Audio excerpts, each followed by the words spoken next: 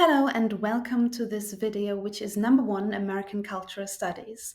I am Kata and I'm a tutor at TU Dresden for American Cultural Studies this term.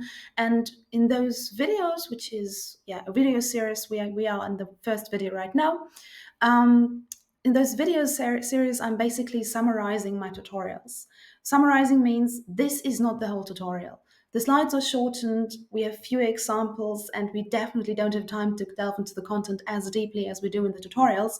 So don't think that you can replace the tutorial by that. Just as a quick note. But apart from that, those videos can be quite helpful for you if you have no idea and want to get a short glimpse of what did we do in the tutorial, or especially if you're preparing for the exam and you need something that basically gives you an idea of what we did in the first sessions again. And also if you're trying to make sense of your notes, because if I remember my time at university when I was just beginning, my notes were crap and that was noticeable. So I wished I would have had those videos. All right, enough of the talking. Let's start with content. First, learning goals for this session. So after that video, you should have an idea of how to define culture in cultural studies, how culture is shaped, and also be able to give examples for culture. You should be able to name the three crucial elements of cultural studies as an academic discipline and be able to explain the structures of feeling as Raymond Williams describes them. But no worries, we'll delve into all of that. What you might have noticed is that there are some words that you are maybe not quite familiar with, and some of these words are so-called keywords, important words that you should be able to define in the final exam. So for example, culture, cultural studies, structures of feelings, and also culture wars. So let's have a look at the first one, defining culture. So what is culture? I give you some examples of US American culture, and as you can see, culture in cultural studies is quite a wide field because we can see examples ranging from food and traditional food practices in the US context. Interesting enough, traditional is here a bit misleading because if you think about tradition as the way that Native Americans lived, that is not traditional. But America or North America is white dominions where white settlers have basically taken over the whole land. And thus, what we see as traditionally American is usually very much influenced by the white settlers that came after the Native Americans. We also have the Declaration of Independence up there. We have a caricature. We also have the Hollywoodland or Hollywood sign, an example of New York City, the Statue of Liberty, and also some picturesque landscapes. And all those would be examples of US American culture and cultural studies. Now, why is this? It's because cultural studies defines culture as follows. As the particular way of life of a group of people that surfaces in their everyday practices. And these practices and also the products related to them can be seen as representations of this culture. So basically, this means that a group of people, for example, people in US America, or also people in Germany or on the British Isles, people in a group at a certain point in time and also in a given surrounding live in a certain way. They have practices, they have products that they have as their own. They also have shared languages, values, beliefs, and all this forms an ideological network, culture. And this network shapes the way people speak, dress, communicate, consume, feel, taste, and so on and so on.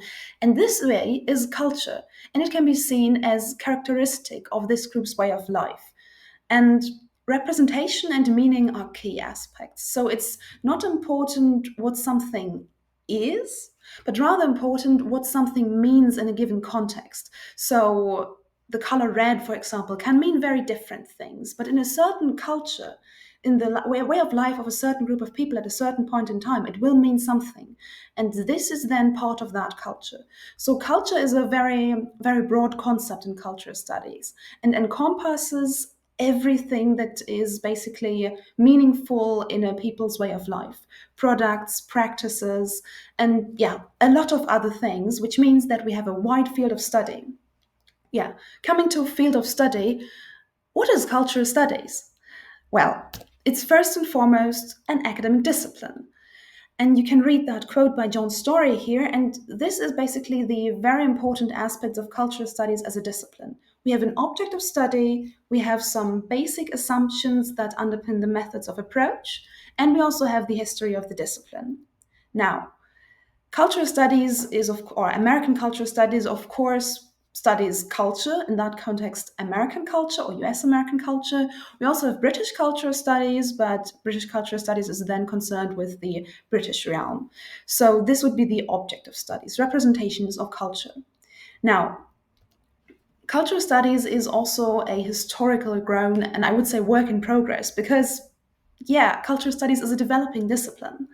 And the origins of American cultural studies lie actually in British cultural studies, and starting around the 1950s, and the so-called myth and symbol school around the 1930s in the American context.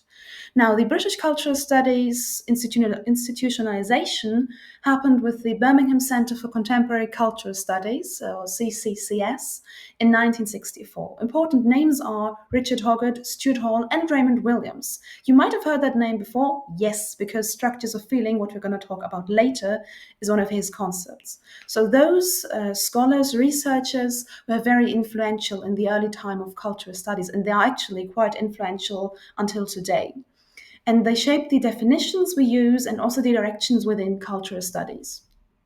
And then the myth and symbol school is a little bit older, and those scholars identified myths and symbols linked to the US American context.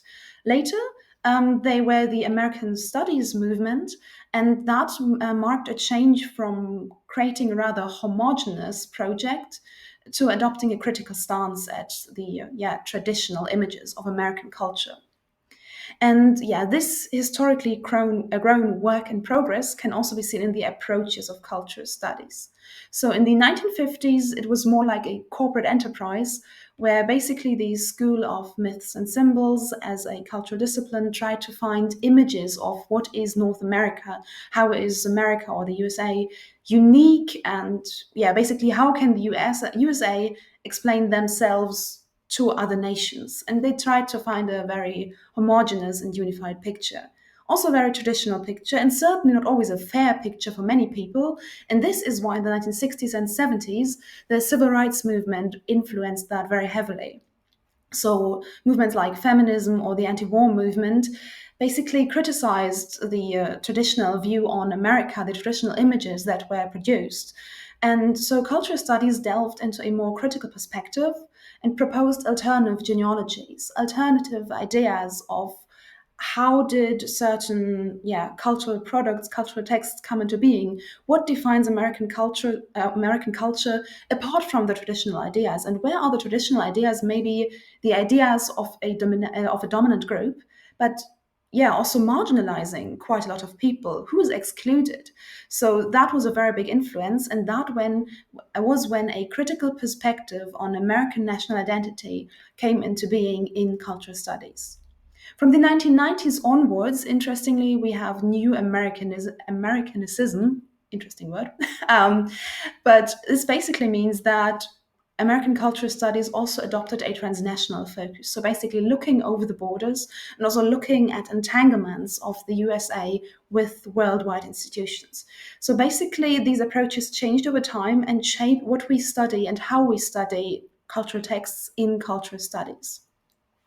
Something that is pretty important about cultural studies as well is the idea of cultural studies as a political project.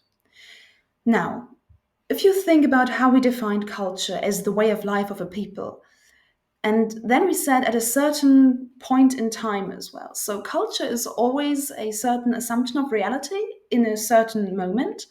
And thus, it's also a mediation of that reality. So basically, how people see the world is determined by where they live and when they live. And this means that people at a certain point of time also cannot access the world other than but by their culture. So the way I see the world is defined by where I grew up, what I was socialized with. And I'm always having this space or these basic concepts in mind. And cultural studies now allows us to highlight those processes and structures that happen when we basically see the world through our cultural lens. And this is what we call the political aspect in cultural studies. Cultural studies gives insight into how is culture shaped, what processes play a role, what power structures do we have there, where does it come from. And then we also have cultural studies as a entity in so-called culture wars. If we see culture as a dynamic process, then there are also differing positions therein. Like people who say this is something that is part of our tradition and thus it is important part of American culture, and other people who say, but this is racist, sexist, whatever, and thus people say that one similar thing can mean very different things. For example, an example are the book bans in the USA at the moment. I'm not going to go really deeply into that topic, but in principle, certain books are banned because some people, the government mainly, and people who are basically banning the books, say that those are dangerous content, that they shouldn't be read. Whereas other people say, but those cultural texts are not what you say they are. And so we basically have this fight, this culture war over the meaning of those texts or practices.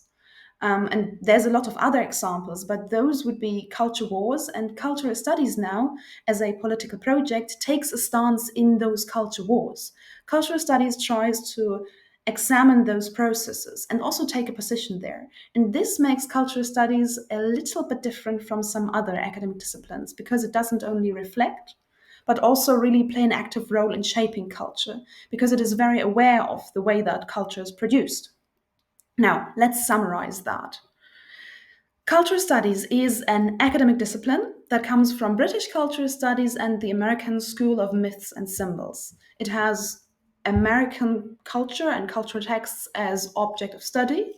The methodology is deriving from historical approaches, like looking into symbols and myths of America, but also looking into social injustice and feminist perspectives, race perspectives, ethnicity perspectives, queer perspectives, but also looking into the history. No, so we have the history of the discipline, the approaches that come with that, and we basically look very much at the current perspective, at what happens nowadays.